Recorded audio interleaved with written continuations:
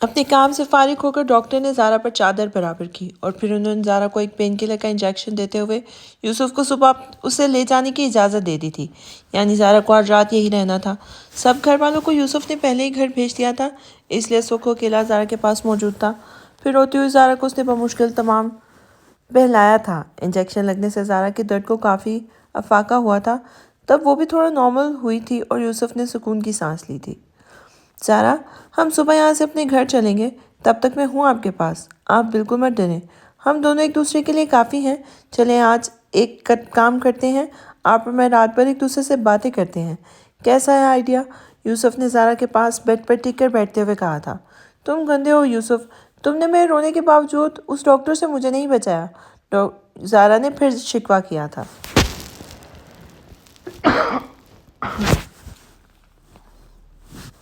اور یوسف بے بسی سے گہری سانس لے کر رہ گیا تھا۔ وہ اس پگلی لڑکی کو کیا سمجھاتا؟ تبھی اس کا دھیان ہٹانے کے لیے اس نے فوراً موضوع بدل دیا تھا۔ اچھا ٹھیک ہے، میں گندا ہی صحیح، آپ اچھی ہیں نا؟ چلیں پھر شروع ہو جائے، اپنے بچپن سے شروع کریں۔ آج مجھے اپنے بارے میں سب کچھ شروع سے بتائیں۔ آج میں بھی تو جانوں ذرا کہ زارا ابراہیم میں کیا کیا خوبیاں اور خامیاں ہیں۔ یوسف شرارت سے بولا تھا اور اس وقت بھی زارا بھی خلاف توقع ضد کرنے، روٹھنے یا چیخنے چلانے کے بجائے مسکراتے ہوئے یوسف کو اپنے بچپن کے قصے سنانے لگی تھی۔ وہ اس وقت خاصی ریلیکس تھی کیونکہ ایک تو اس کے جسم میں ہو رہی تکلیف کی شدت اب ختم ہو چکی تھی، دوسرے ہوش میں آنے کے بعد آنکھیں کھلتے اس نے یوسف کو بھی اپنے سامنے پاس ہی پایا۔ یوسف کی اس طرح سے عادت پڑ گئی تھی کہ کوئی اور ہوتا نہ ہو مگر اس کا یوسف اس کے ساتھ ہوتا تھا تو زارا کو کوئی ڈر یا خوف نہیں رہتا تھا۔ اس وقت بھی وہ چہکتے ہوئے جو بولنا شروع ہوئی تو نہ جانے کب تک بولتی ہی رہی۔ اپنے بچپن سے اب تک کے اسکول اور گھر کے قصے اس نے یوسف کو سنا ڈالے تھے۔ یوسف نے بھی ایک بار اسے نہیں ٹوکا۔ کچھ ہی دیر میں نرس اس کے لیے ایک ٹرے میں کھانا بھی لے کر چلی آئی تھی جسے یوسف نے اسے اپنے ہاتھ سے کھلایا تھا۔ کھانا کھاتے ہوئے بھی وہ مسلسل بول رہی تھی اور یوسف اسے کھلاتے ہوئے مسکرا کر اس کی باتیں بھی سن رہا تھا۔ پھر وہ یوسف سے بھی بصدق اس کے بچپن کے قصے سننے لگی تھی۔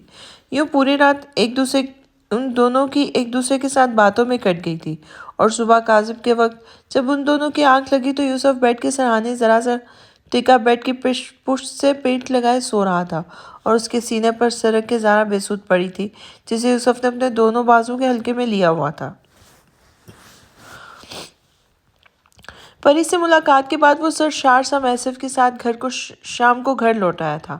ہاں، پری کے ساتھ باتوں میں وقت کیسے بیت گیا پتہ ہی نہیں چلا تھا۔ بہت کہنے کے باوجود بھی پری گھر نہیں آئی تھی۔ ایک تو اس نے جزا کو سرپرائز دینا تھا، اس کے سوا اس نے مہمش سے صاف کہہ دیا تھا کہ جب تک وہ اسے بارات کے بیانے نہیں آئے گا تب تک خواب نگر کی دہلیز پار نہیں کرے گی۔ اس لیے مہمش نے مسکراتے ہوئے اس حکم پر بھی سر جھکا دیا تھا اور اسے ضیاء صاحب کے گھر پر ڈراپ کر دیا تھا۔ پھر وہ دونوں بھائی گھر چلے آئے تھے اور فریش ہو کر جب باہر آئے تو جزا نے فوراً کھانا لگنے کا اعلان کر دیا تھا۔ محشم بھی ابھی ڈیوٹی سے واپس آیا تھا۔ آج اسے بھی آنے میں خاصی تاخیر ہو گئی تھی، تبھی وہ چینج کر کے فوراً ڈنر ٹیبل پر چلا آیا تھا۔ جزا نے ان تینوں کے انتظار میں کب سے بھوکے بیٹھے تینوں خرگوشوں کو بھی ٹیبل پہ بلا لیا تھا اور خود بھی کچن میں چلی گئی تھی۔ جزا، کہاں ہیں آپ؟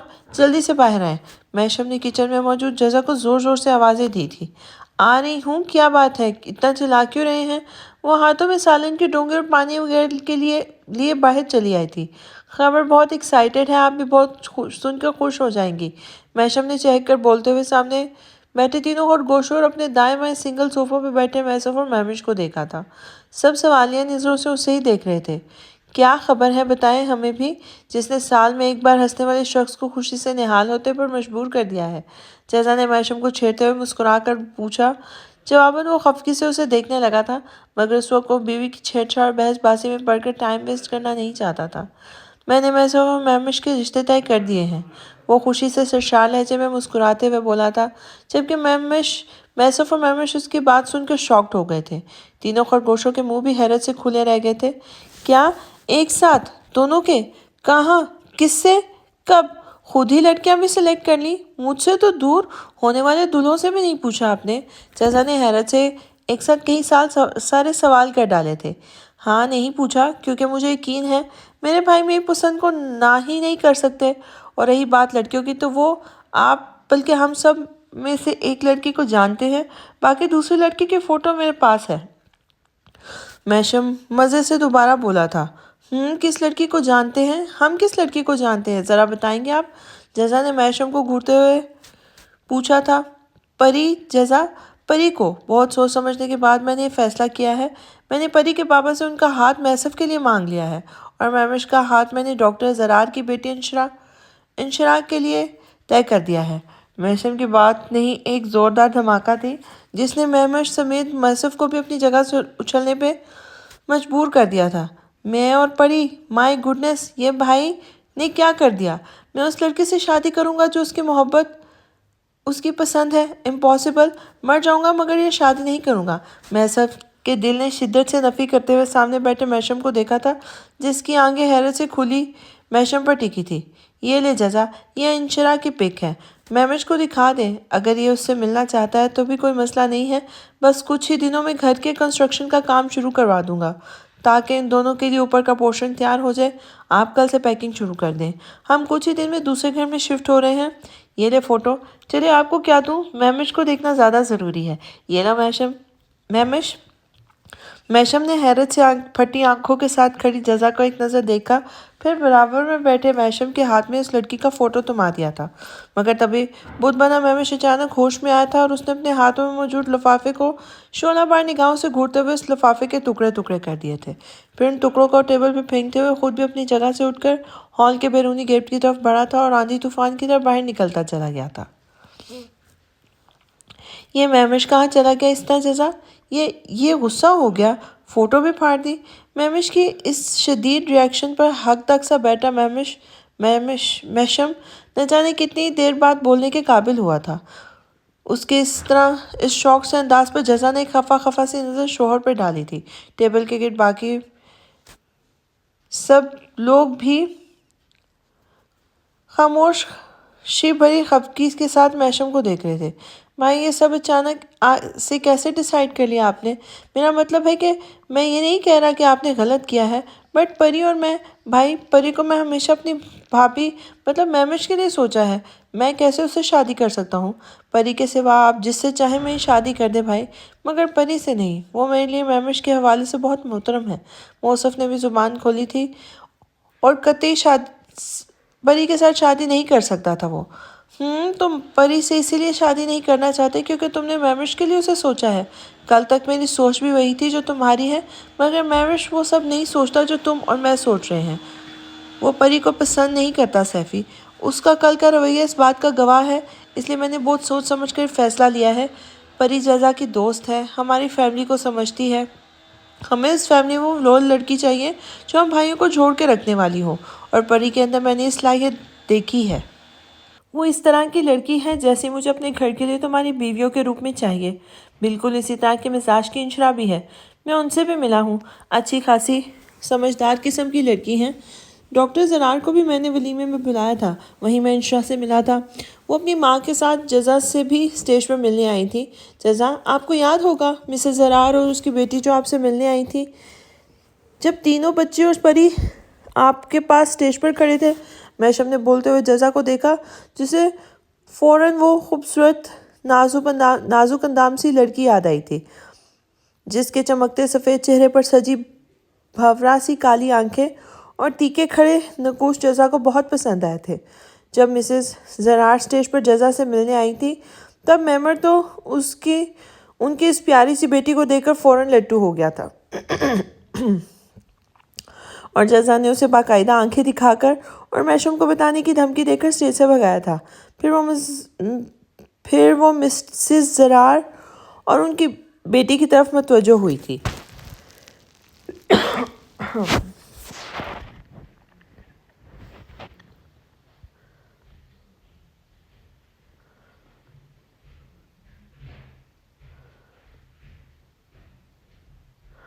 نرم اور شفیق چہرے والی مسز زرار ہونٹوں پر دھیمی سی مسکراہٹ سجائے ہوئے اپنی شرمائی لجائی سی بیٹی کا تعارف جزا سے کروانے لگی تھی۔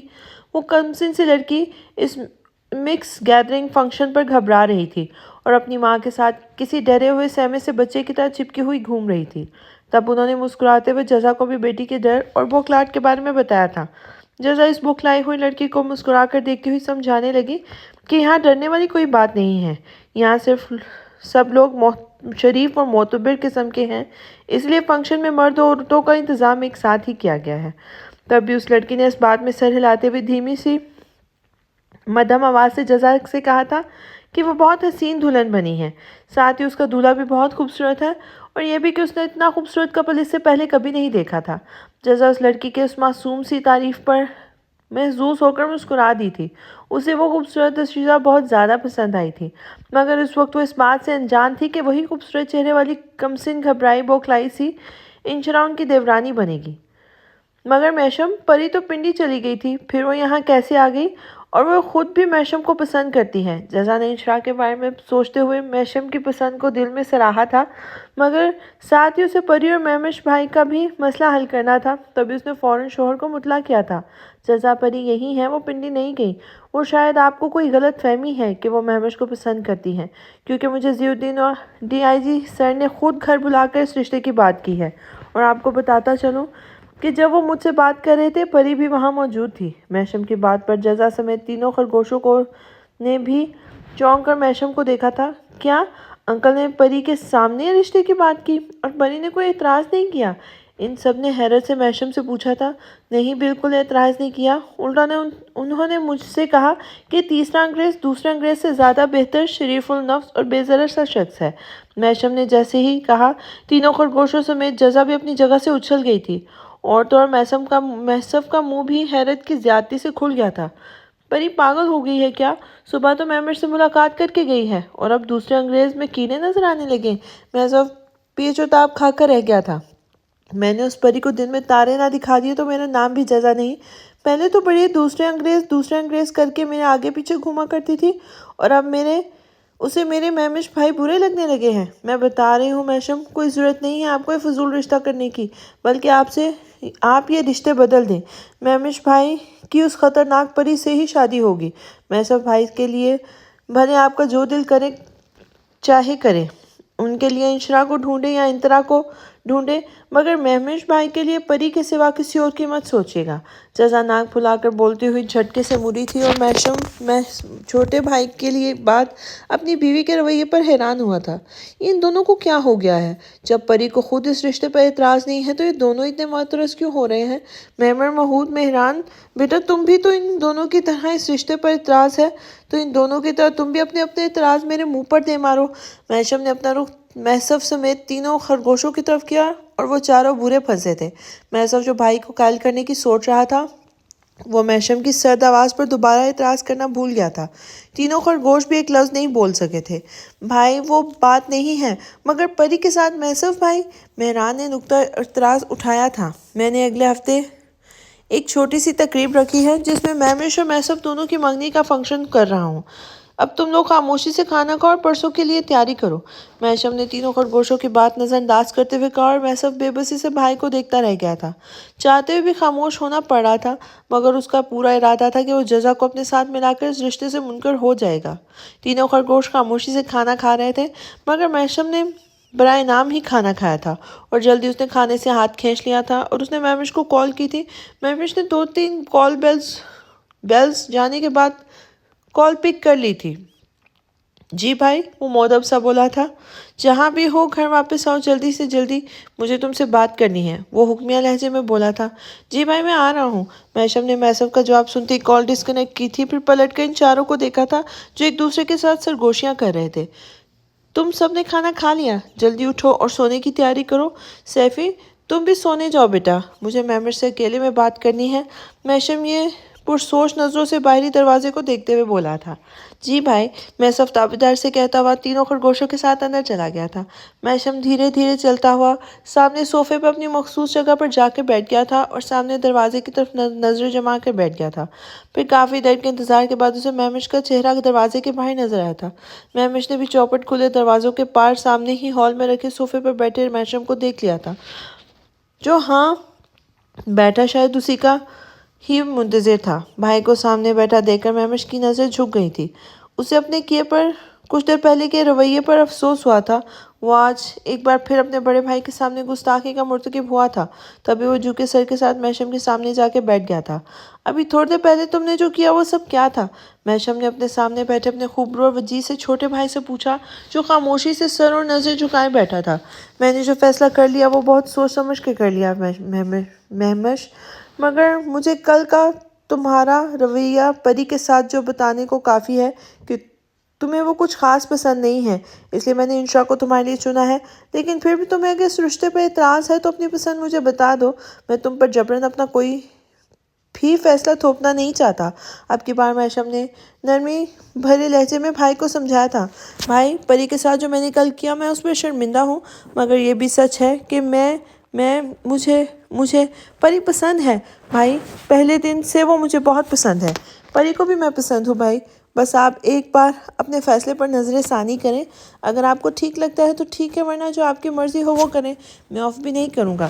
مہمش اپنے اٹکتے جھجکتے اپنی بات محشم کے سامنے رکھ دی تھی۔ وہ شرارتی پری کے بنا نہیں رہ سکتا تھا اور بھائی اس کی زندگی کی طرح عزیز لڑکی کو اس کے چھوٹے بھائی کی بیوی بنانا چاہتے تھے۔ اگر پری تمہیں پسند کرتی ہیں تو انہوں نے اس رشتے پر اعتراض کیوں نہیں کیا؟ ان کے سامنے ہی ضیاء سر نے مجھ سے رشتے کی بات کی ہے اور میرے سامنے ہی ان کی مرضی بھی پوچھی گئی تھی۔ انہیں محسف کے ساتھ رشتے پہ کوئی اعتراض نہیں ہے مہمش، الٹا انہوں نے محسف کو تم پہ فوقیت دی ہے۔ محشم کے الفاظ نہیں دھماکہ تھے جنہوں نے مہمش کی سماعتوں کو سن کر دیا تھا۔ وہ ساکت و گنگ سا بیٹھا بڑے بھائی کی صورت دیکھنے لگا تھا۔ یہ کیا کہہ رہے ہیں آپ بھائی؟ پری نے محسف سے شادی کے لیے ہاں کی ہے؟ وہ حیرت کی زیادتی سے بول نہیں پا رہا تھا۔ ہاں، انہوں نے میرے سامنے کہا کہ اگر انہیں محسف تم سے زیادہ پسند ہے۔ محشم نے بھائی کے تیزی سے پھیکے پڑتے چہرے کو دیکھ کر کہا تھا۔ میں نہیں مان سکتا، مجھے یقین نہیں آ رہا بھائی، پری ایسا نہیں کر سکتی۔ مہمش بے یقینی سے بولا تھا۔ اوکے تم رکو، میں جزا کو بلاتا ہوں، وہ تمہارے سامنے پری سے بات کر لے گی۔ محشم نے جزا کو کال کر کے باہر آنے کے لیے کہا تھا، جو وہ مشکل ہی ان کے کہنے پر اپنا فون لے کر باہر آئی تھی۔ جزا پلیز، آپ لوگ مجھے غلط مت سمجھیں، میں نے آپ سے کہا نا کہ پری کی اس رشتے پر رضامندی دیکھ کر ہی میں نے ان کا رشتہ محسف سے جوڑا ہے۔ آپ کو اور مہمش کو اگر مجھ پر بھروسہ نہیں تو آپ کال کر لیں پری کو اور ان سے خود پوچھ لیں کہ انہیں محسف سے شادی پر کوئی اعتراض نہیں ہے۔ اگر انہیں کوئی آبجیکشن ہوگا تو میں خود اس رشتے کو ختم کر کے مہمش کے ساتھ ان کا رشتہ طے کر دوں گا۔ آپ مہمش کے سامنے ہی انہیں کال لگائیں تاکہ آپ دونوں کو تسلی ہو جائے۔ محشم نے منہ بنائی کھڑی جزا کو دیکھ کر کہا تھا، مجھ سے تو اس کی بات ہی نہ کرائیں تو بہتر ہے۔ میرا اس شیطان پری پر بہت دماغ خراب ہے محشم، اس نے اب مزید کوئی ڈرامہ لگایا نا تو میں ابھی انکل کے گھر جا کے اس کی مرمت کر دوں گی۔ آپ خود بات کریں اس سے، مجھے فی الحال اس سے بات نہیں کرنی۔ میں مہمش بھائی کے لیے کھانا گرم کر کے لاتی ہوں۔ جزا نے پری کا نمبر لگا کر خود فون محشم کے ہاتھ میں تھمایا تھا اور تن فن کرتی کچن میں چلی گئی تھی۔ محشم نے سخت خفگی سے کچن میں جاتی جزا کی پشت کو دیکھا تھا۔ اسے غصہ آیا تھا کہ کیسے 2 منٹ میں وہ سب اس کے بالکل خلاف ہو گئے تھے۔ بیوی کے باوجود اس نے ایک نظر اپنے سامنے بیٹھے مہمش کو دیکھا تھا، جو اس کے سامنے سر جھکائے ہوئے بیٹھا تھا، اور پھر پری کے نمبر پر کال کی تھی۔ محشم نے فون کا سپیکر آن کر دیا تھا۔ کچھ بیلز کے بعد کال پک کر لی گئی تھی۔ ہیلو جزا، کیسی ہو؟ میرے پاس تمہارے لیے ایک بہت بڑا سرپرائز ہے، پتہ ہے کیا؟ دوسری طرف سے پری کی چہکتی ہوئی آواز آئی تھی۔ پری، میں محشم بول رہا ہوں۔ محشم کی قدرے بھاری خوبصورت سی آواز سن کر پری بری طرح الرٹ ہوئی تھی۔ السلام علیکم بھائی، پری محتم سی بولی تھی۔ پری بیٹا، وہ میں کہہ رہا تھا کہ آپ فری ہیں کل؟ محسف اور جزا کل آئیں گے آپ کو شاپنگ پر لے کے جانے کے لیے، آپ محسف کے ساتھ اپنی پسند کی شاپنگ کر لیجیے گا۔ محشم نے بات بنانے کے لیے کہا تھا۔ جی بھائی، میں فری ہوں، آپ کا جب دل چاہے جزا کو بھیج دیں۔ پری نے فوراً رضامندی دے دی تھی۔ اوکے بیٹا۔ پری، میں ایک بات پوچھنا چاہتا تھا آپ سے۔ محشم نے تمہید باندھتے ہوئے اپنے سامنے بیٹھے مہمش کو دیکھا، جس کی بے قرار نظر جزا کے فون پر ٹکی تھی۔ جی بھائی پوچھیں۔ پری نے اجازت دی تھی۔ آپ کو اپنے اور محسف کے اس رشتے پر کوئی اعتراض تو نہیں ہے نا؟ آپ خوش ہیں نا؟ کہ اس سر یا ضیاء الدین کے دباؤ میں آ کر تو آپ نے ہاں نہیں کی نا؟ محشم اپنے ڈائریکٹ مدعے پر آیا تھا اور اس نے سیدھے لفظوں میں پری سے پوچھ لیا تھا، کیسی باتیں کر رہے ہیں بھائی آپ کو لگتا ہے میں کسی کے دباؤ میں آ سکتی ہوں؟ میں اپنی امی بابا کے دباؤ میں نہیں آتی تو ماموں یا ضیاء الدین بھائی کے دباؤ میں کیا ہوں گی؟ پری کی لاپرواہ سی آواز پر محشم کے سامنے بیٹھا مہمش بھڑک کر اٹھ کھڑا ہوا تھا اور ساتھ ہی محشم کے ہاتھ سے فون لے لیا تھا۔ تو پھر دوپہر سے جو چل رہا ہے، میں था वो क्या ड्रामा था मिस परी? क्यों नाटक कर रही थी आप मेरे सामने कि आपको मैसफ इतना ही पसंद है तो मुझसे सीधा कहती ना। महविश की आवाज़ अब धीमी नहीं अगर धीमी थी तो लहजा बर्फ की तरह सख्त था। तभी दूसरी तरफ मौजूद परी ने फौरन जुबान दांतों तले दबाकर अपनी आंखें बंद कर ली थी। वो इस वक्त महविश की कैफियत का अंदाज़ा उसकी आवाज़ और लहजे से कर सकती थी।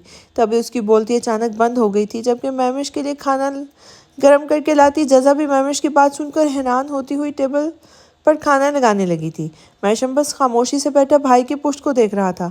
वो मिस्टर अंग्रेज, मैं अपने मामू की मर्जी के खिलाफ कुछ नहीं कर सकती। 5 दिन बाद अम्मी बाबा आ रहे हैं, मामू समेत अम्मी बाबा सबको ये रिश्ता पसंद है, इसलिए मैंने हाँ कर दी। काफ़ी देर बाद परी की मरी मरी सी आवाज़ दूसरी तरफ से सुनाई दी थी।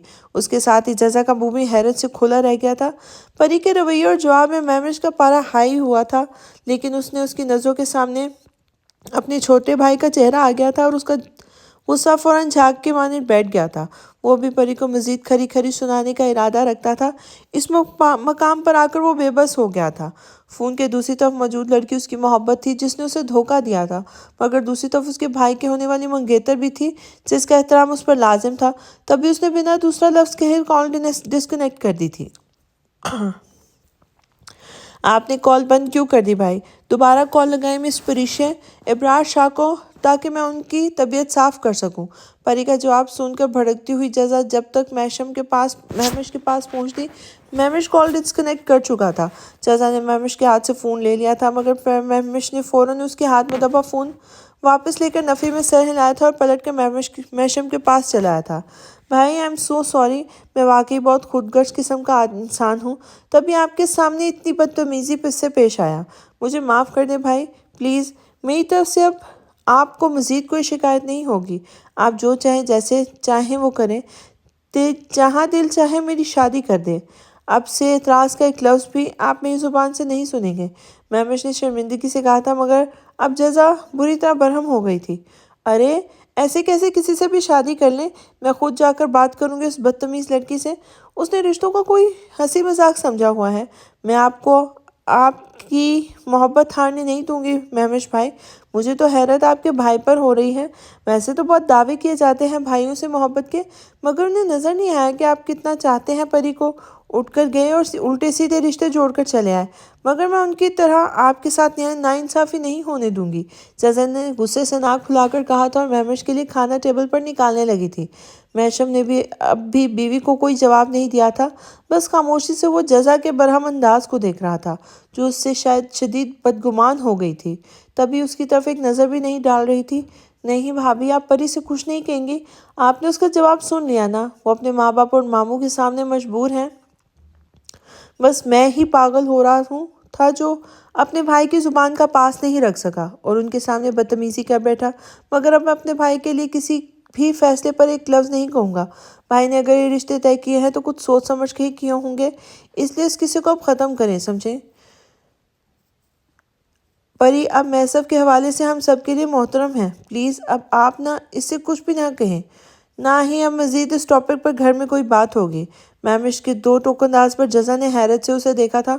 मगर महविश भाई, उसने कहना चाहा था, मगर महविश उसकी बात काट गया था। प्लीज़ भाभी, आपको खुदा का वास्ता, अब इस बारे में मज़ीद बात नहीं करेंगे, ना ही आप परी से कुछ कहेंगी, महविश ने मुल्तजी लहजे में कहा था। और जज़ा ने एक नज़र खामोश बैठे महशम और महविश पर डाली थी। फिर वो खामोशी से उठकर दोबारा अपने रूम में चली गई थी। महविश ने दोबारा से टेबल से भूखे पेट जाती जज़ा को देखा था और फिर भाई को खाने की तरफ मतवज्जो किया था। महविश के खाना खाने तक वो उसके साथ ही बैठा था, उससे छोटी छोटी बातें करता रहा। फिर महविश के खाना खाकर उठते ही वो महविश के साथ ही बर्तन उठाकर किचन की तरफ बढ़ गया था। कुछ ही देर में महशम तो सोने चला गया था, मगर वो ट्रे में खाने के बर्तन सेट करने के बाद खाना निकालकर माइक्रोवेव में करने लगा था। अब उसे अपनी रूठी हुई बीवी को बस शराब बनाकर खाना खिलाना था, क्योंकि उसे पता था कि उसकी जज़ा भूख की बहुत कच्ची थी। ज़ारा अगले दिन हॉस्पिटल से घर वापस आ गई थी और यूसुफ उन दिनों भी जैसे उसका साया बन गया था, क्योंकि वो पहले भी अपनी ज़ारा को अकेला नहीं छोड़ा था, मगर इन दिनों तो एक पल के लिए भी अपनी बीवी को तन्हा नहीं छोड़ा था। ज़ारा पूरी तरह अब यूसुफ पर इंहिसार करने लगी थी। उसे यूसुफ के सामने अपने माँ बाप और बहन भाई कुछ याद नहीं रहा था। उसके सारे काम यूसुफ अपने हाथों से करता था। اپنے ہاتھوں سے اسے ناشتہ کھلاتا، زارا کا منہ دھلواتا، اسے وقت پہ دوائی دیتا، اس کے بال سنوارتا۔ سارا بس اس کے نہلانے یا کپڑے چینج کروانے کا کام کرتی تھی، اور یہ یوسف کی بے تحاشا محبت اور توجہ کا ہی نتیجہ تھا کہ وہ تیزی سے روبہ صحت ہو رہی تھی۔ اس کی دماغی حالت بھی اب کافی بہتر تھی، بس سوائے یوسف کے وہ سب کے ساتھ نارمل ہونے لگی تھی۔ ہاں، مگر اسے یوسف کی اتنی عادت ہو چکی تھی کہ اسے ہر وقت اپنے پاس ہی وہ چاہیے ہوتا تھا، اور اب بھی خود سے زیادہ یوسف پر بھروسہ کرتی تھی۔ تبھی بے جھجک اس کی موجودگی میں اس کے پاس آرام سے لیٹ جاتی تھی، بلا خوف و خطر اس کے سینے پر سر رکھے گھنٹوں سے باتیں کرتی رہتی تھی۔ اس کے کندھے پر سر ٹکائے تو پہروں آنکھیں موندے پڑی رہتی تھی۔ واحد یوسف ہی ایسا شخص تھا جس کا چھونا وہ برداشت کر لیتی تھی، ورنہ اس کے سوا اگر افشاں بیگم یا سارا بھی بنا اس کی مرضی کے اسے ہاتھ لگا لیتی تو وہ چیخ چیخ کر پورا گھر سر پہ اٹھا لیتی تھی۔ پھر یوسف آ کر اسے سنبھالتا تھا۔ وہ بھی اب پہلے کی طرح زارا کو چھوتے ہوئے ڈرتا نہیں تھا۔ وہ جانتا تھا کہ اس کی موجودگی زارا کے لیے بہت ضروری تھی، ساتھ ہی وہ یہ بھی جان گیا تھا کہ زارا کو کس طرح ٹیکل کرنا ہے۔ جب بھی زارا کو وحشت و دیوانگی کے دورے پڑتے وہ بدحواسی میں پاگل ہو جاتی۔ ایسے وقت میں یوسف کو ہر وہ طریقہ آتا تھا جس سے وہ زارا کو آرام سے ہینڈل کر لیتا تھا۔ وہ زارا کے مزاج کے تمام موسموں سے آشنا ہو چکا تھا، تبھی اسے پتا تھا کہ زارا کو کب کس وقت کیا چاہیے ہوتا ہے۔ تبھی وہ زارا کے برہم ہونے سے پہلے ہی اس کی مطلوبہ چیز مہیا کر دیتا تھا۔ ہاسپٹل سے ڈسچارج ہونے کے پورے 15 دن بعد زارا کی طبیعت ٹھیک ہوئی تھی، تبھی یوسف نے جیسے سکون کا سانس لیا تھا۔ اب زارا کے سر کا زخم مکمل ٹھیک ہو چکا تھا۔ اس دوران آمنہ بیگم کے ساتھ کلثوم بھی اسے روز دیکھنے آتی تھی۔ مولانا صاحب سے یوسف کا فون پر کانٹیکٹ تھا۔ آمنہ بیگم چاہتی تھی کہ اب زارا اور یوسف ان کے ساتھ ہی ان کے گھر پہ رہیں اور ابراہیم ولا کو چھوڑ دیں، مگر زارا ان جان جگہوں پر جانے سے گھبراتی تھی، اس لیے یوسف نے پھوپھی کو فی الحال منع کر دیا تھا۔ وہ بہت جلد زارا کو ان کے گھر لے کر جانا چاہتا تھا، مگر اس کے لیے پہلے اسے دماغی طور پر زارا کو اس بات کے لیے تیار کرنا تھا، ورنہ وہ اچانک کسی بھی سچویشن کو فیس نہیں کر پاتی تھی۔ ان دنوں زارا کی امی بھی لبوں پر کفل ڈالے خاموشی سے داماد کو اپنی بیٹی کی محبت کے لیے اپنی بیٹی کی محبت دیکھتی رہتی تھی۔ جہاں انہیں یوسف کی خدمت گزاری اور صبر پہ حیرت ہوتی تھی، وہیں اپنی بیٹی کی دیوانگی دیکھ کر وہ پیروں کرتی رہتی تھی۔ بہت سی چیزیں تھیں جو وہ داماد اور بیٹی کو سمجھانا چاہتی تھی، مگر وقت اور حالات سے وہ مجبور و بے بس ہو گئی تھی۔ ان کا یہ بدیسی داماد نہ تو ان کی زبان سمجھتا تھا، نہ وہ خود اسے کچھ سمجھانے کے فرائض انجام دیتی، نہ ہی بیٹی اپنے ہوش و حواس میں تھی جو اسے کوئی بھی کام کی بات وہ کر لیتی، تبھی وہ ہر وقت خاموش تماشائی بنی رہتی تھی۔ وہ اتوار کا دن تھا، سرفراز صاحب بھی گھر پہ موجود تھے۔ زارا کو ٹھیک ہوئے پورا مہینہ ہو چکا تھا۔ خلاف معمول دن کا کھانا کافی خوشگوار ماحول میں کھایا گیا تھا۔ یوسف کی موجودگی میں زارا خوب چہک رہی تھی۔ یوسف بھی بس نثار ہوتی نظروں سے ہنستی مسکراتی زارا کو دیکھے جا رہا تھا۔ سرفراز صاحب کو بیٹی کو نارمل حالت میں دیکھ کے دلی خوشی ہو رہی تھی۔ وہ جانتے تھے کہ بیٹی کی اس سدھرتی حالت کے پیچھے ان کے داماد کی دن رات کی محنت چھپی ہوئی ہے۔ آفشاں بیگم اور سارا بھی زارا کو یوں خوش باش دیکھ کر پرسکون ہو گئی تھی۔ کھانا کھانے کے بعد یوسف زارا کو اوپر بیڈ روم میں لے گیا تھا، جہاں زارا یوسف کے بازوؤں میں سر رکھے باتیں کرتے کرتے نہ جانے کب سو گئی تھی۔ یوسف نے مسکرا کر اپنے بازو پر سوئی ہوئی سارا کو دیکھا تھا اور اس کا سر تکیے پر رکھ کر اٹھ بیٹھا تھا، تبھی ان کا فون بجنے لگا تھا۔ آج کل کافی دنوں بعد ہنری نے اسے کال کی تھی۔ اتنے دن بعد اپنے بیسٹ فرینڈ کی کال دیکھ کر یوسف کو کافی خوشی ہوئی تھی۔ تبھی اس نے ایک نظر سوئی ہوئی زارا پر ڈال کر ہنری کی کال پک کی تھی۔ ہیلو، ہاں ہنری، کیسے ہو تم؟ اور رینا کیسی ہے؟ یوسف زارا کی نیند خراب ہونے کے ڈر سے سرگنشانہ انداز میں بولتا ہوا باہر بالکنی میں چلا گیا تھا۔ میں ٹھیک ہوں یوسف، اور رینا بھی ٹھیک ہے۔ تم بتاؤ تم کیسے ہو اور زارا کیسی ہے؟ اب ہنری نے پوچھا تھا۔ زارا بہت خوبصورت ہے، اتنی کہ مجھے اس کے سامنے خود کو بھی دیکھنے کی فرصت نہیں ملتی، یوسف نے مسکراتے ہوئے کہا تھا۔ اس کی دیوانگی بھرے جواب پر ہنری بھی مسکرا دیا تھا۔ یوسف کی محبت اب بھی زارا کے لیے نہ کم ہوئی تھی اور نہ ہی اس میں کوئی فرق آیا تھا۔ اس کی اسی دیوانی محبت نے تو اسے عرش سے فرش تک پہنچا دیا تھا۔ یوسف، تمہاری اسی محبت نے مجھے یہ وقت دکھایا ہے۔ میں سوچتا ہوں تو میرا دماغ کام نہیں کرتا۔ یہ سب کیا کر لیا تم نے؟ زارا کے لیے تم نے اپنی ساری پراپرٹی، ساری جائیداد اس کرمنل کے حوالے کر دی اور خود بالکل خالی ہاتھ رہ گئے۔ اب آگے کے لیے کیا سوچا ہے تم نے؟ ہنری افسوس سے بولتے ہوئے یوسف سے آگے کی پلاننگ کے بارے میں پوچھ رہا تھا۔ ہنری، میں نے زارا کے لیے سب نہیں کیا، اپنے دین کے لیے کیا ہے۔ اس حرام کے پیسے کا مجھے کیا کرنا تھا؟ مجھے اللہ نے اپنے دین کی دولت عطا کر دی ہے۔ اس کے سامنے مجھے اس دنیاوی دولت کی تمنا اب بھی رہی بھی نہیں۔ ہاں، بس مجھے اپنی اور زارا اور ماما کے لیے اپنے زور بازو پر کچھ کرنا ہے۔ اللہ میری زارا کو جلد سے جلد ٹھیک کر دیں تاکہ میں آگے کے لیے کچھ کر سکوں۔ ابھی تو میری تمام سوچوں کا محور زارا کی ذات ہے، اس لیے میرا ذہن مزید سوچنے کے قابل ہی نہیں ہے۔ یوسف نے بات کرتے کرتے پلٹ کر ایک نظر بیڈ پہ سوئی ہوئی زارا کو دیکھا تھا۔ ہاں، تم نہیں بدلو گے، اس لیے تم سے کچھ کہنا بیکار ہے۔ خیر، میں نے یہ بتانے کو کال کیا تھا کہ تمہیں اسی منتھ میں ہمارے فرسٹ سیمیسٹر شروع ہو رہے ہیں۔ تم ایگزام دینے آؤ گے؟ یہ ہمارے فائنل ایئر ہے اور اس کو کلیئر کیے بنا ڈگری نہیں ملے گی۔ ہنری نے یوسف کی بات سن کر تعصب سے سر ہلاتے ہوئے کہا تھا اور پھر اسے ایگزام کے بارے میں بتایا تھا، جنہیں سن کر یوسف چونک گیا تھا۔ ایگزام شروع ہونے والے ہیں؟ اوہ، مگر ہنری، میں زارا کو چھوڑ کر واپس کیسے آؤں گا؟ ابھی ان کی مینٹل کنڈیشن اس لائق نہیں ہے کہ میں انہیں یہاں اکیلا چھوڑ دوں، اور وہ میرے بنا لمحے بھر کے لیے بھی اکیلے نہیں رہتی۔ پھر 1 ڈیڑھ مہینہ کیسے گزاریں گی؟ یوسف اچانک ہی زارا کا سوچ کر پریشان ہو گیا تھا۔ مگر یوسف، تمہاری ڈگری تو تمہیں لینی پڑے گی نا؟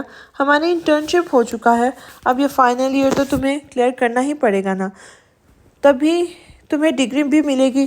گو کہ پہلے تمہیں جاب کی کوئی ضرورت نہیں تھی، انکل نے تو تمہارے لیے پوری فارماسیوٹیکل کمپنی کھول دی تھی، لیکن ان سب چیزوں کے ساتھ تم نے وہ بھی بیچ دی۔ مگر اب تو تمہیں ڈگری کی زیادہ ضرورت ہے، بنا ڈگری کے تمہیں کہیں جاب بھی نہیں ملے گی۔ اور ہاں، ایک اور بات اور بتاؤ مجھے کہ تم کب تک رائن ایڈرسن بنے رہو گے؟ یہاں امریکہ میں اب تمہارے ڈاکیومنٹس میں تمہاری پہچان وہی رائن ایڈرسن کی ہے۔ کیا تم اپنی نئی شناخت کو رجسٹر نہیں کروانا چاہو گے؟ ہنری نے ایک اور مسئلے کی طرف اس کی توجہ مبذول کروائی تھی۔ واقعی یہ تو اس نے سوچا ہی نہیں تھا، اسے بھی اپنے تمام ڈاکیومنٹس میں اپنا نام بھی تو چینج کروانا تھا۔ تم ٹھیک کہہ رہے ہو ہنری، میں نے ان سب چیزوں کے بارے میں سوچا ہی نہیں تھا۔ میں آج اس بارے میں بابا سے بات کرتا ہوں۔ علی کی کوئی خبر؟ اس کے کچھ دن پہلے مجھے آخری بار کال آئی تھی۔ کیا وہ تم سے ملا؟ یوسف نے ہنری سے پوچھا تھا۔ وہ ایک مہینے سے ترکی گیا ہوا ہے، اس کے ایگزامز ہونے والے ہیں۔ دیکھو 3-4 دن تک واپس آ جائے گا، ہنری نے بتایا تھا، اور یوسف نے ایک دو ادھر ادھر کی باتیں کرنے کے بعد کال بند کر دی تھی۔ پھر وہ پرسوٹ نظروں سے سوئی ہوئی زارا کو دیکھتا ہوا سرفراز صاحب کے روم میں چلا گیا تھا، اس سے پہلے کہ وہ سارا کو ساتھ لینا نہیں بھولا تھا، جسے ان دونوں کے مابین ٹرانسلیٹر کا کام کرنا تھا۔ وہ کھانے کی ٹرے لے کر جب جزا کے پاس اپنے روم میں گیا، اس وقت جزا اوندے منہ بیڈ پہ پڑی ہوئی تھی۔ میشم نے گہرا سانس لیتے ہوئے سامنے کھانا ٹیبل پر رکھا اور اپنی روٹھی ہوئی بیوی کے پاس جا کے بیٹھا تھا۔ اس کے ریشمی سلکی بالوں میں ہاتھ پھیرنے لگا تھا۔ جزا میری جان، کب تک سوگ میں نانے کا ارادہ ہے؟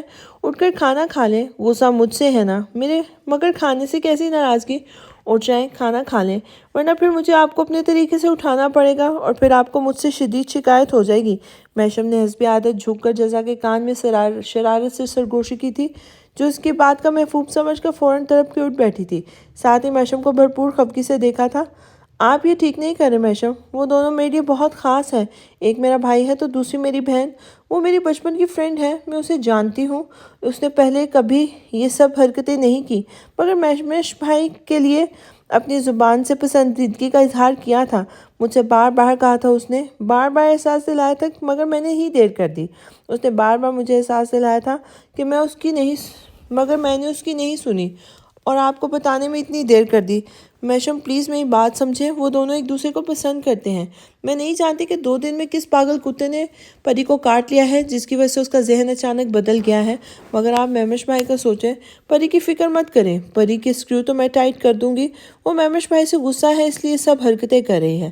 آپ بس ایک کام کریں، میسف بھائی کے لیے انشا کو سلیکٹ کر دیں، وہ ہے بھی انہی کے ٹائپ کی، شریف اور سیدھی سی۔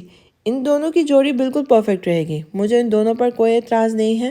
ہاں لیکن مہمش بھائی اور پری کو ایک دوسرے سے جدا مت کریں، جزا نے ملتجی لہجے میں بولتے بولتے آخر میں میشم کے سامنے ہاتھ جوڑ دیے تھے۔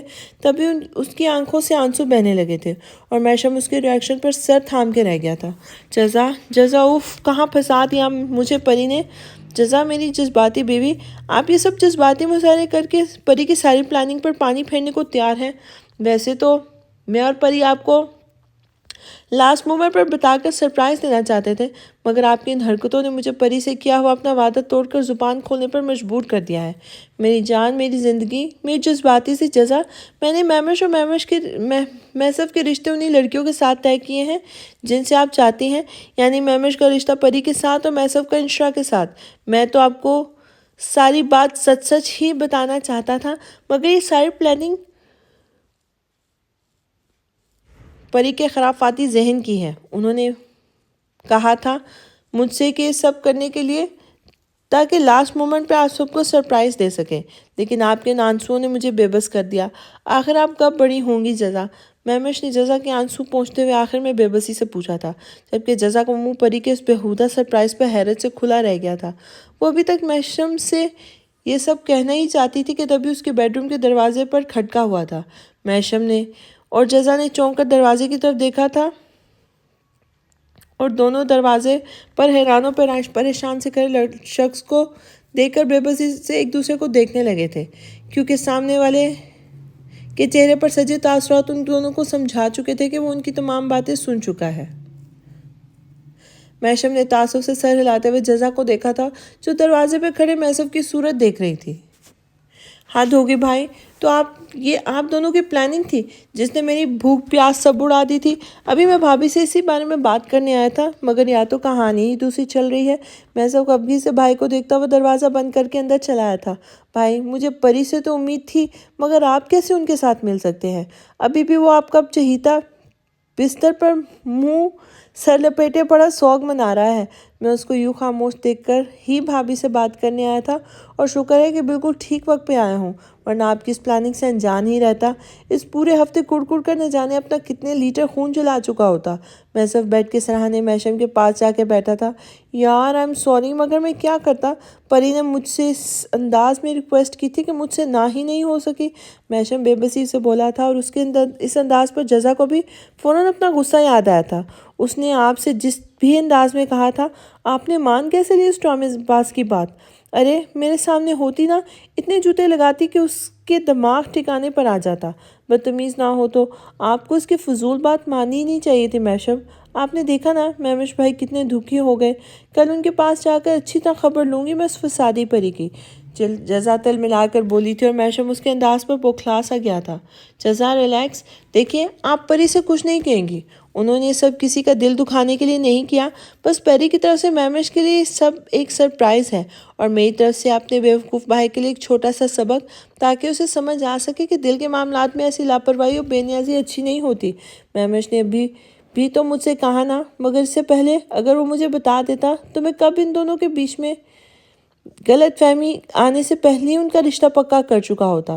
پری نے مجھے سب کچھ بتا دیا ہے، انہوں نے لڑکی ہو کر خود اپنے لیے سٹیپ لیا ہے، اور محترم ان کے رشتے کا سن کر ہی اتنے مایوس ہو گئے کہ خاموشی سے ایک طرف ہو کر منہ میں دہی جما کر بیٹھے تھے۔ اگر پری کی شادی کسی اور سے ہو جاتی تو وہ زندگی بھر روتا، اسی لیے اس کو احساس دلانے کے لیے میں نے پری کا ساتھ دیا، تاکہ میرے اس احمق عظیم بھائی کو تھوڑا سا سبق مل سکے۔ میشم نے تفصیل سے جزا اور محسف کو بتایا تھا، مگر جزا اب بھی منہ بنائے بیٹھی تھی۔ مگر یہ بہت لمبا عرصہ ہے، پورے ایک ہفتے وہ منہ لٹکا کر گھومیں گے، نہ کھانا کھائیں گے اور نہ ہی کسی سے بات کریں گے، غصہ الگ سے کریں گے۔ لاسٹ ٹائم یاد ہے انہوں نے غصے میں محمود کو بیلٹ سے پیٹا تھا۔ جزا نے میشم کو مہمش کے متوقع رد عمل کے بارے میں بتانا ضروری سمجھا تھا۔ میں سنبھال لوں گا، آپ پریشان مت ہو، بس آپ اتنا کریں کہ اس سے کچھ مت کہیے گا، اور نہ ہی پری سے کوئی بات کرنے کی ضرورت ہے۔ میشم نے جزا کو سمجھایا تھا، مگر وہ اسے گھورنے لگی تھی۔ شکر ہے بھائی، ورنہ میں سوچ کر پاگل ہو رہا تھا کہ آپ نے یہ کیا کر دیا۔ پری کے لیے میں ایسا کبھی نہیں سوچ سکتا تھا۔ محسف نے بھی بے اختیار شکر کی سانس لی تھی، اور میشم نے اسے اپنے گلے لگا لیا تھا، پھر اس سے الگ ہوتے ہوئے ایک ہاتھ اس کے کندھے پر پھیلایا تھا۔ میں اپنے بھائیوں کے ایک ایک ادا اور ایک ایک حرکت سے واقف ہوں، پھر تم دونوں کے ساتھ یہ ناانصافی کیسے کرتا؟ مجھے پری کے لیے مہمش کا رشتہ بہت پہلے مہمش کی پسندیدگی کا اندازہ بہت پہلے ہو گیا تھا۔ مہمش کی آنکھوں میں پری کے لیے محبت کے رنگ دیکھ لیے تھے میں نے، اور یہ بھی سن لو کہ صبح جو میں نے اسے ڈھانٹا تھا نا، وہ بھی صرف ناٹک تھا۔ شاید اب یہ مجھ سے کچھ کہہ دے، مگر اس نے تب بھی مجھ سے کچھ نہیں کہا، گدھا کہیں کا۔ موشم آخر میں جھلا کر بولا تھا،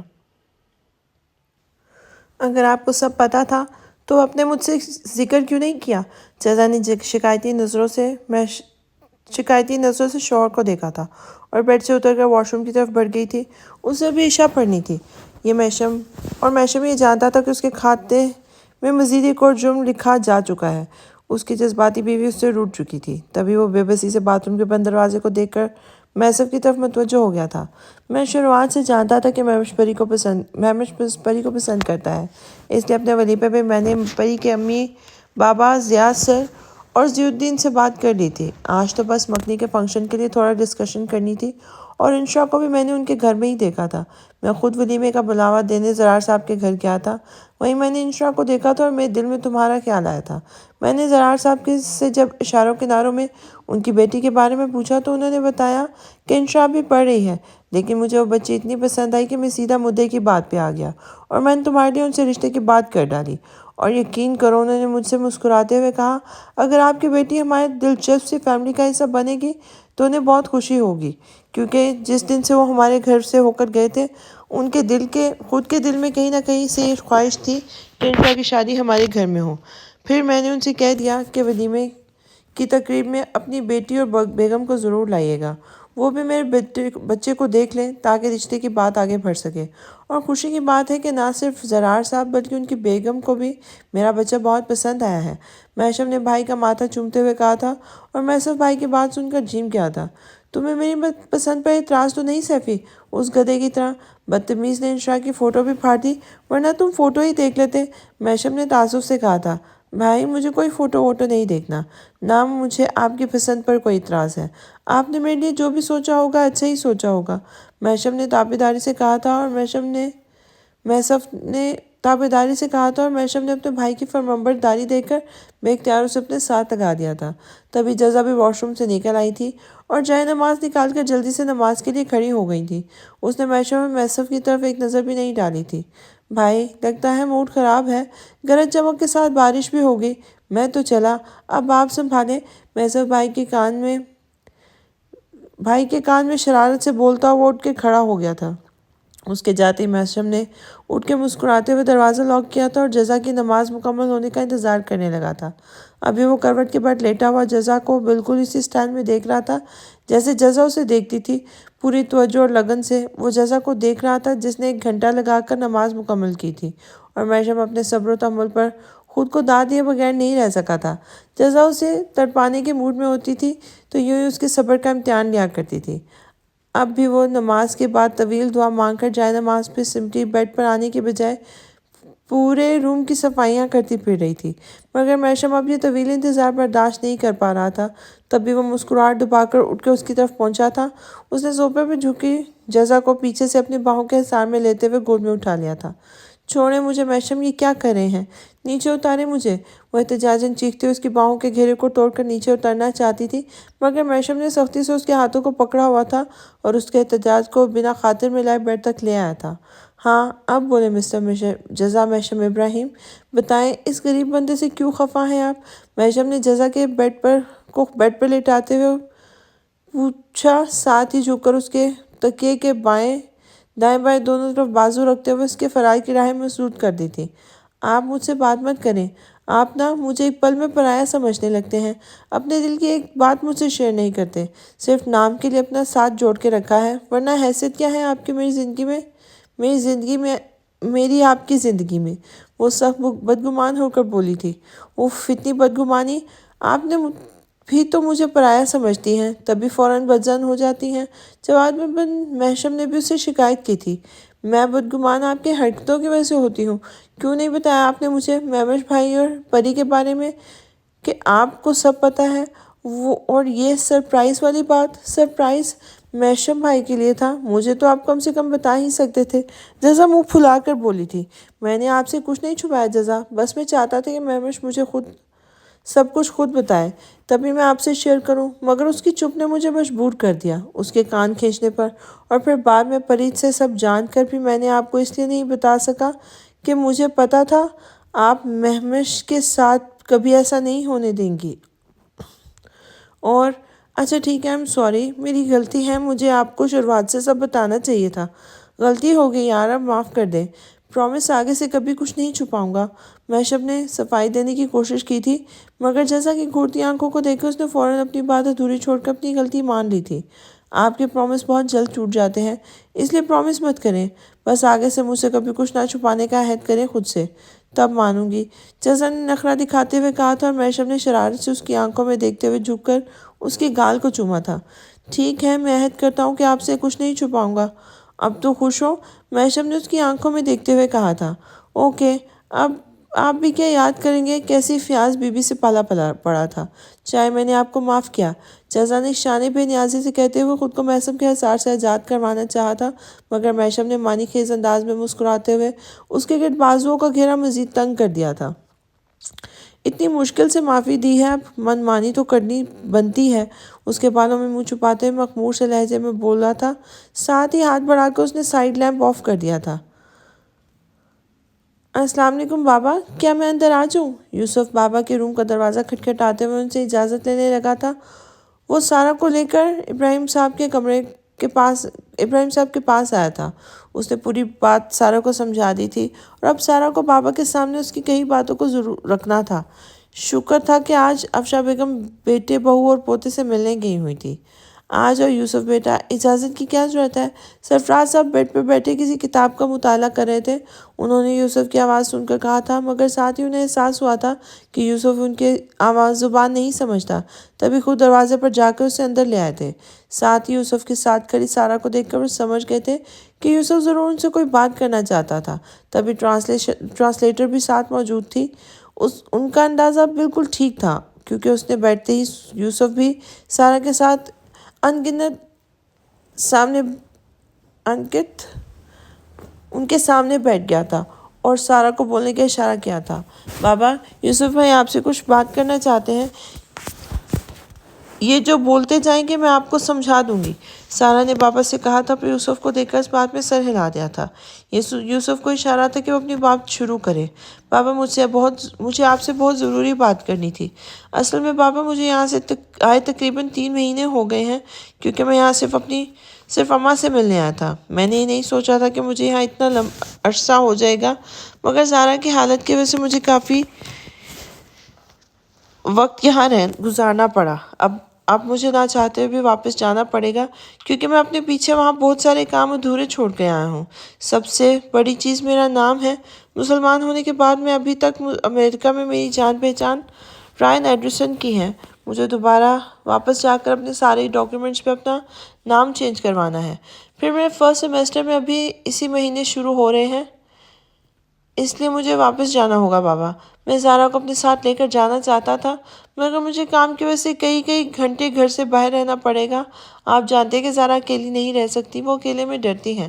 ممی بھی یہیں پاکستان میں ہیں، اس لیے مجھے زارا کو یہیں چھوڑ کر جانا پڑے گا، بٹ میں اپنے ایگزامز کے بعد فوراً واپس آ جاؤں گا۔ اس دوران آپ میری زارا کا خیال رکھیے گا بابا۔ یوسف نے جو کچھ کہا تھا وہ بھلے ہی انگلش میں تھا، مگر اس کے چہرے پر رقم سچائی سرفراز صاحب کو صاف نظر آ رہی تھی، اور سارہ نے فوراً بہنوئی کی کہی بات پوری بات کو سمجھا دی تھی۔ تمہاری واپسی پھر کب ہوگی یوسف؟ سرفراز صاحب نے پوچھا تھا، اور ان کی بات منوان زارا نے یوسف کو بتا دی تھی۔ بابا، اس مہینے کے لاسٹ سے ایگزام سٹارٹ ہو رہے ہیں، جنہیں ختم ہوتے ہوئے بھی تقریباً مہینہ لگے گا، لیکن میرے لیے ایگزامز بہت ضروری ہیں، کیونکہ مجھے فائنل ایئر کے بعد ہی ڈگری ملے گی، اور اس کے بعد میں کہیں جاب کر سکوں گا، یوسف نے کہا، اور یہ سارہ نے باپ کو اس کی مجبوری بتا دی۔ تبھی سرفراز صاحب پرسوچ انداز میں اس بات میں سر ہلانے لگے تھے، حالانکہ وہ جانتے تھے کہ ان کی بیٹی ایک سیکنڈ کے لیے یوسف سے الگ نہیں رہ سکتی، کجا کے 2 مہینے کا طویل انتظار۔ ان مہینوں میں زارا کو سنبھالتے ہوئے یقیناً انہیں دانتوں میں پسینہ آ جانا تھا، مگر انہیں پتا تھا کہ یوسف بھی اپنی جگہ مجبور ہے۔ ٹھیک ہے بیٹا، تم جانے کی تیاری کرو، بس ایک بات کا دھیان رکھنا کہ زارا کو اس بارے میں پتہ نہ چلے۔ تم جانتے ہو کہ وہ تمہیں اپنے پاس نہ پا کر ایک ہنگامہ کھڑا کر دے گی اور تمہاری راہ بھی الگ کھوٹی کرے گی اور تمہیں اسے چھپ کر جانا پڑے گا۔ سرفراز صاحب نے سردگی سے کہا تھا اور پھر سارا نے باپ کی بات یوسف کو بتائی تھی۔ آپ فکر نہ کریں بابا، مگر آپ پلیز میری زارا کا خیال رکھیے گا اور خاص طور پر اماں کو سمجھا دیجیے گا وہ زارا پر غصہ مت کریں۔ اماں میری زبان نہیں سمجھتی مگر ورنہ میں ان سے خود بات کر لیتا۔ یوسف کی بات پر سارا نے ایک گہری سانس لی تھی۔ یوسف بھائی آپ فکر مت کریں، میں اماں کو سنبھال لوں گی۔ سارا نے باپ کو یوسف کی بات سمجھانے کے بعد ماں کی ذمہ داری خود لے لی تھی۔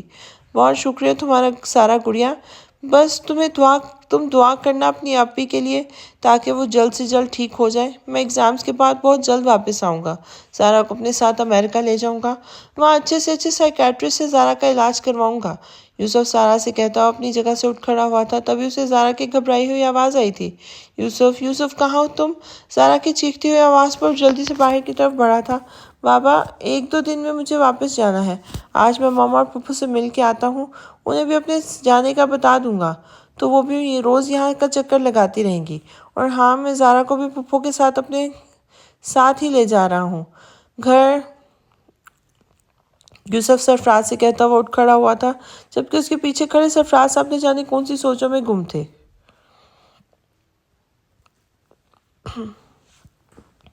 سب کی باراتیں آئیں، ڈولی تو بھی لانا، دلہن بنا کے ہم کو راجا جی لے جانا۔ سب کی باراتیں آئیں۔ پری آئینے میں خود کو دیکھتے ہوئے دوپٹہ سر پہ ٹکائے ڈانس کر رہی تھی کہ تبھی ٹھاک کر کے اس کے سر پہ کوئی چیز آ کے لگی تھی۔ اس نے فوراً پلٹ کر دروازے کو دیکھا تھا، مگر سامنے کوئی نہیں تھا۔ اس کے پیروں کے پاس اسی کا ایک ربڑ کا گرین کلر کا چھوٹا سا ڈک تھا۔ اسے اس طرح کے سافٹ ٹوائز بہت پسند تھے، مگر اسے ڈک مارا کس نے تھا؟ کون گستاخ ہے جس نے اس ڈانسنگ ڈال کو اس کے ڈانس کے ہارڈسٹ سٹیپ پر ڈسٹرب کیا ہے؟ وہ جھنجھلائی آواز میں بول کر دروازے کی طرف بڑھی تھی اور دروازے کو آدھا کھول کر باہر جھانکا تھا، اور پھر اس کی نکلی ہوئی گردن کو اچانک کسی نے جھپٹ کر اپنے ہاتھوں کے شکنجے میں دبوچ لیا تھا۔ ڈرامے باز، دھوکے باز، دغا باز، سر سے پاؤں تک بازو کی مہارانی، منگواتی ہوں تیری ڈھولی ابھی۔ میرے دیور کو دھوکہ دے کر کس راجا جی کو بلوا رہی ہے؟ پہلے تو دوسرا انگریز کہتے زبان نہیں تھکتی تھی، اب کیا موت پڑنے لگی ہے؟ کس گدھے نے دو لتھی مار دی جو تیری دماغ کی دنیا گھوم گئی ہے؟ جزا پری کا گلا ہاتھوں میں دبوچ کر بولتی ہوئی اندر چلی آئی تھی۔ پری کی آنکھیں گلا دبانے سے باہر کو ابلنے لگی تھی اور تیزی سے اندر کی طرف آتی جزا کے ہاتھ سے اپنے گلے سے ہٹانے کی کوشش کرتے ہوئے اس کے ساتھ ساتھ الٹے قدموں پیچھے کی طرف چل رہی تھی۔ تینوں خرگوش بھی جارحانہ انداز میں پری کو گھورتے ہوئے جزا کے پیچھے اندر چلے آئے تھے۔ میرا گلا تو چھوڑو جنگلیوں کی دیوی، ہمیشہ مجھے مارنے کو اتاولی کیوں رہتی ہے جزا؟ آج مجھے بتا ہی دے، بچپن میں کسی پاگل کتے نے کاٹا تھا تجھے جو آج تک دورے پڑنے بند نہیں ہوئے؟ پری پھنسی پھنسی آواز میں بولتی ہوئی جزا کے ہاتھ سے اپنے گلے سے ہٹانے میں کامیاب ہو گئی تھی۔ بدتمیز، ابھی میں مر جاتی تو میرے 1 ہفتے بعد والی منگنی میں میری جگہ کیا مومر بنی کو بٹھاتی اس کے بھائی کے پاس؟ پری نے تل ملا کر اپنے بیڈ پر پڑا بڑا سا ہینڈ کیچر جزا کی طرف اچھالا تھا اور اس کی بات سن کر میمر تڑپ اٹھا تھا۔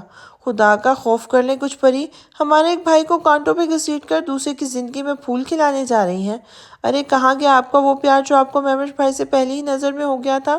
اور کہاں گئے وہ بڑے بڑے محبت نبھانے کے دعوے؟ ہمارے ایک بھائی کو دھوکہ دے کر دوسرے سے محبت کا سوانگ رچاتے شرم نہیں آتی آپ کو؟ مگر جب تک میں زندہ ہوں ایسے نہیں ہونے دوں گا۔ آپ کو میسر بھائی سے نہیں، میمر بھائی سے شادی کرنی پڑے گی، ورنہ آپ کو عین موقع پر کڈنیپ کر کے جنگلوں میں وائلڈ اینیملز کے بیچ چھوڑ آؤں گا۔ میمر پری کو گھورتے ہوئے چمک کر بولا تھا، مگر اسی دوران پری نے بیڈ کے دوسری سائڈ ٹیبل پر رکھے اپنے ٹوئے گلیل سے میمر کے سر کا نشانہ لیا تھا، اور یہ آٹومیٹک گلیل تھی جس پہ پتھر کی جگہ ربڑ کی ہارڈ بالز بٹن دباتے ہی فل سپیڈ سے اچھل کر باہر نکلتی تھی اور ہوا کسی رفتاری سے اپنے ہدف پر جا کر ٹھا کر کے لگتی تھی۔ اب بھی پری نے اسی گلیل سے میمر کے سر کا نشانہ بنایا تھا۔ بال تیر کی طرح میمر کے سر پر اتنی زور سے لگی تھی کہ وہ زور سے چیخ پڑا تھا۔ ہائے مر گیا، کون سا تیر مارا ہے پری نے، میرا سر کھل گیا، मेमर जोर जोर से चीखता हुआ उछलने लगा था। तभी जजा समेत मेहरान और महूद भी लपक कर उसके पास गए थे। अभी तो सर खोला है, अगर मजीद बकवास की तो मैं इतनी माहिर मैकेनिक हूँ कि सर के साथ साथ बाकी पार्ट्स भी खोल दूंगी। मुझसे पंगा बहुत महंगा पड़ता है मेमर बनी। अब है कोई जो मैदान में आए मुझसे मुकाबला करने? एक एक को देख लूंगी, परी ने ललकारते हुए कहा था और महूद समेत मेहरान ने फौरन अपने हाथ खड़े कर दिए थे। परी, हमें आपसे कोई शिकायत नहीं। आप मेमर भाई से शादी करें या मेमर भाई से? बनेगी तो हमारी ही भाभी ना। ये मेमर तो कुछ ज़्यादा ही जज्बाती हो जाता है। माफ़ कर दे, इसे बच्चा है ना, आपसे बिला वजह पंगा ले बैठा। महूद मुजरमों की तरह हाथ ऊपर उठाए उठाए बोल रहा था और मेहरान भी जोरों शोर से भाई की हाँ में हाँ मिला रहा था, जबकि जजा फर्श पर बिला वजह लोटपोट होते हुए मसनूई अंदाज में कहराते हुए मेहवर के कंधे पर एक चपेट मारकर सीधी उठ बैठी थी और मज़े से मुस्कुराती हुई परी को घूरने लगी थी। बच्चों पर हमले करके खुद को ज़्यादा तोपशाह मत समझो। खबरदार जो मेरा फरिश्ता सिर्फ दोस्तों और देवरों पर हमला किया तो इनका जवाब पत्थर से देना मुझे भी आता है। इसलिए शराफत के जामे में दोबारा वापस आकर बको कि ये कौन सा कीड़ा तुम्हारे दिमाग में कुल मिलाया था कि तुमने मेरे मेमश भाई से तोते की तरह आंखें फेर ली और बेचारे मैसफ भाई पर चील की तरह झपट पड़ी। और हाँ, झूठ मत बोलना, सब सच सच बताना। अगर कहीं भी झूठ बोला तो मैसफ भाई से भी मंगनी भूल जाना। ऐसा भड़काऊंगी इन्हें जाकर कि तुम्हारे खिलाफ कि तुम्हारा नाम सुनकर पनाह मांगेंगे। जजा ने परी को बेड पर धक्का दिया था और खुद उसके सामने जाके बैठी थी। मेमर भी जजा का थप्पड़ खाकर ड्रामा बंद करता हुआ सीधा उठ खड़ा हुआ था और मुंह बनाते हुए बाकी दोनों भाइयों के साथ परी के बेड पे आ बैठा था। धमकियां मत दो मुझे, मेरा वैसे भी कोई इरादा नहीं तुमसे झूठ बोलने का। मैं तो खुद बताना चाहती थी तुम्हें कि दूसरे अंग्रेज बड़ा अचट और अकड़ू किस्म के हैं। तीसरा अंग्रेज बड़ा स्वीट एंड पोलाइट है, इसलिए मुझे अचानक उससे इश्क हो गया और मैंने दूसरे अंग्रेज पर 2 हर्फ भेजकर फौरन अपनी नीयत के साथ साथ निगाहें भी बदल ली। परी बड़े सारे दांतों की नुमाइश करते हुए बोली थी, मगर जजा जो सारी हकीकत रात में शहमैशम से जान चुकी थी, अब भी परी की मकारी से झूठ बोलने पर खोल कर रह गई थी। उसने फौरन परी के खुले लंबे सिल्की बालों को अपनी मुट्ठी में दबोच लिया था और परी जोर से चीख पड़ी थी, हाय मेरे बाल छोड़ो जंगली जजा, क्या जड़ से बाल उखाड़ने का इरादा है? अरे मैं शादी से पहले गंजी नहीं होना चाहती, छोड़ मेरे बाल। परी की चीखो पुकार पर जजा ने दांत पीसते हुए एक झटके से उसके बाल छोड़े थे। मैंने कहा था ना सच्चा कि सच सच बताना मुझे, फिर से ड्रामा कर रही हो। जजा ने परी को आंखें दिखाते हुए कहा था। हाय तुम तो पूरी जंगली हो चुकी हो जजा। बनीज एक बात सच मत बताना, क्या मैशम भाई उसे ऐसे ही बाल खींच खींच कर मारते हैं? परी ने अपने बाल से हिलाते हुए सामने 3 खरगोशों को देखा था, जिन्होंने एक साथ इस बात में सर हिलाने के बाद परी की बात पर ज्यादा गौर करने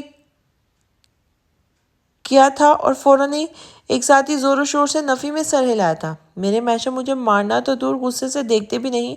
मैं तुम्हारी तरह ढीठ नहीं हूँ जो अपनी मोहब्बत को तड़पाने के लिए फजूल कारनामे से अंजाम दूँ और फिर दूर बैठ कर उसकी तड़प का तमाशा देखूं।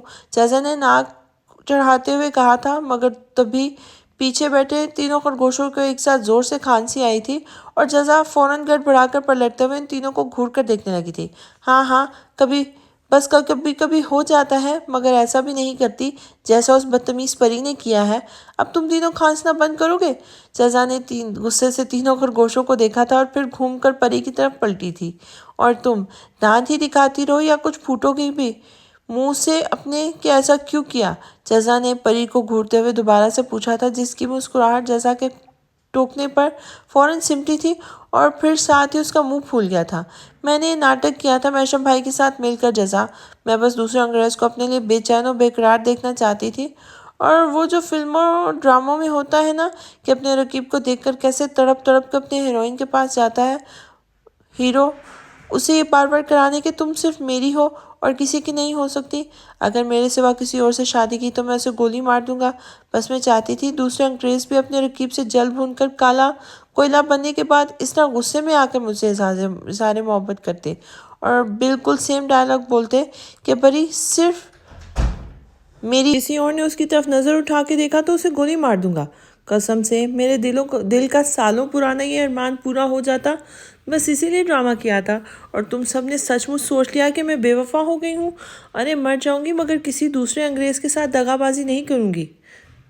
کسی نہیں مگر دوسرے، اس لیے کان کھول کر سن لو اور کہ منگنی اور شادی میں دوسرے انگریز سے ہی کروں گی۔ بس میرا ارادہ تھا انہیں ذرا ایک زوردار قسم کا شوق دینے کا۔ پری نے مزے سے ان سب کو بتایا تھا اور اس کی بات سنتے ہی تینوں خرگوش اپنی جگہ سے اچھل پڑے تھے، جبکہ جزا تو رات سے ہی سب جانتی تھی۔ تبھی اس نے پری کو بس گھورنے پہ اکتفا کیا تھا۔ وہ اصل میں یہاں آئی ہی پری کی زبان انہیں اس کی اصلیت سننے تھی، تاکہ میشم پر برائی نہ آئے، وہ اس شرارتی پری کی خوب تگڑی کلاس لے سکے۔ واٹ، آپ نے سب ناٹک کیا تھا پری، اور وہ بھی بھائی کے ساتھ مل کر؟ توبہ توبہ، کیا زمانہ آ گیا ہے۔ لیکن میرے نازک سے دماغ میں یہ بات نہیں آ رہی کہ بھائی راضی کیسے ہو گئے آپ کی اس چچوری حرکت میں آپ کا ساتھ دینے پر۔ ارے 1001 طریقے تھے میشم بھائی سے اظہار محبت سننے کے، مگر آپ نے یہ کیا اسٹوپڈ سا طریقہ ڈھونڈا ہے۔ جانتی ہیں آپ کے اس ناٹک کی وجہ سے ہمارے بھائی دیوداس کا لیٹسٹ ورژن بنے گھوم رہے ہیں۔ ہاں بس اسی بوتل کی کمی ہے، میمر منہ بنا کے بولا تھا۔ ہاں، آپ کے بھائی سے محبت کا اظہار ہی سننا تھا تو میمر سے کہتی، اس کا دماغ ان معاملوں میں بہت تیز چلتا ہے، مگر آپ کے اس بیکار سے ناٹک نے میمش بھائی کے دل کے ٹکڑے کر دیے۔ وہ جل جل کے کالا کولا تو نہیں بنے، مگر آپ کی دی ہوئی اس بے وفائی کی ٹینشن میں وہ گھول گھول کر آدھے رہ جائیں گے۔ سوچو تو صحیح، انہیں آپ کو پری نہیں پری بھابھی کہنا کتنا خطرناک ہے۔ یہ بالکل ویسے ہی مشکل ہے جس نے آپ کا میمش بھائی کو میمش یا دوسرے انگریز کی بجائے میمش بھائی کہنا۔ مہران بھی منہ لٹکا کر بولا تھا، اس کے لفظ پری کے دل پر لگے تھے۔ واقعی یہ تو بڑا مشکل کام تھا، وہ میمش کو میمش بھائی مر کر بھی نہیں کہہ سکتی تھی، تو میمش کے لیے بھی اسے چھوٹی بھابھی کے روپ میں دیکھنا سہانی روح ہوتا۔ رات سے بیچارے تکیوں میں منہ دے دے کر رو رہے ہیں، شرمندگی سے میسر بھائی سے نظر نہیں ملا پا رہے کہ ان کے چھوٹے بھائی کی ہونے والی دلہن ان کی سابقہ محبت تھی۔ یہ سب بہت زیادہ ہے پری، ایک ہفتے تک وہ اسی شرمندگی میں کیسے گھومیں گے؟ ہائے ظالم، یہ کیا کر ڈالا آپ نے؟ محمود بھی دہائی دیتا ہوا بولا تھا۔ تبھی پری نے روحان سی ہو کر دکھی نظروں سے ان تینوں کو دیکھا تھا۔ میں نے تو اپنے ہیرو کو تپانے کے لیے سب کیا تھا، مگر ہائے میری بھوٹی قسمت، میرا ہیرو وائلنٹ ہونے کے بجائے 60s کی ہیروئن کی طرح تکیوں میں منہ چھپائے چھپائے رو رہا ہے۔ نصیب ہی خراب ہے میرا۔